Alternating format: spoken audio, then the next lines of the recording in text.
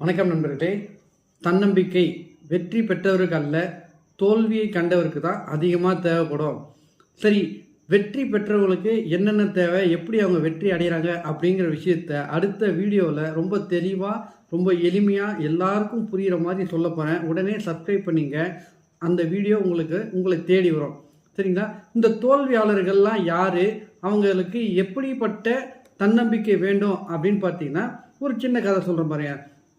ஒரு ஊரில் ரொம்ப வறுமை, பல வருஷமாக மழை இல்லை, தண்ணி இல்லை, விவசாயம் இல்லை, எதுவுமே இல்லை, ரொம்ப வாடி இருக்குது. அந்த ஊர் மக்கள்லாம் ஒன்று சேர்ந்து ஒரு யாகம் பண்ணுறாங்க, கூட்டு பிரார்த்தனை பண்ணுறாங்கன்னு வச்சுக்கலாம்.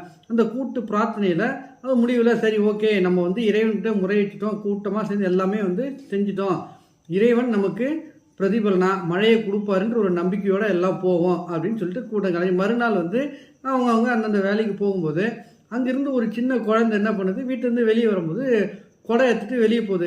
எல்லோரும் ஏமா கொடை எடுத்துகிட்டு வரீங்க, என்ன விஷயம் அப்படின்னா, நம்ம நேற்று தான் கூட்டு பிரார்த்தனை பண்ணுறோம் இல்லையா, அந்த பிரார்த்தனை விளைவாக இன்றைக்கி மழை வரும். சரிங்களா? அந்த குழந்தைகிட்ட இருக்கிற அந்த தன்னம்பிக்கை, அந்த நம்பிக்கை தான் நமக்கு வேணும். ஒரு காரியத்தை நம்ம செஞ்சோம் அப்படின்னா அதோட விளைவு இப்படி தான் நடக்கும், இந்த மாதிரியான விளைவு தான் நம்ம எதிர்கொள்வோம், இதை தான் நம்ம ரிசல்ட்டாக பெறுவோன்ற நம்பிக்கை நமக்கு இருந்தால் மட்டும்தான் நாம் எல்லாத்துலேயும் வெற்றி அடைய முடியும். இங்கே இதுதான் தன்னம்பிக்கை அப்படின்னு சொல்லுவோம். சரி, இந்த தன்னம்பிக்கை ரெண்டு காரணி ரொம்ப முக்கியம். ஒன்று சுய ஒழுக்கம் கட்டுப்பாடு, இன்னொன்று இலக்கு, எங்கே நோக்கி எங்கே பயணப்படுறோம். இந்த ரெண்டு விஷயத்தையும் நம்ம சரியாக ஃபாலோ பண்ணோம், சரியாக கடைபிடிச்சோம் அப்படின்னா நமக்கு இந்த தன்னம்பிக்கை ரொம்ப அருமையாக நம்ம கை கொடுத்து நம்ம வாழ்க்கையில் மேலே தூக்கிவிடும். சரி, இந்த தன்னம்பிக்கை எதிலிருந்து பிறக்குது அப்படின்னு நினைக்கிறீங்க?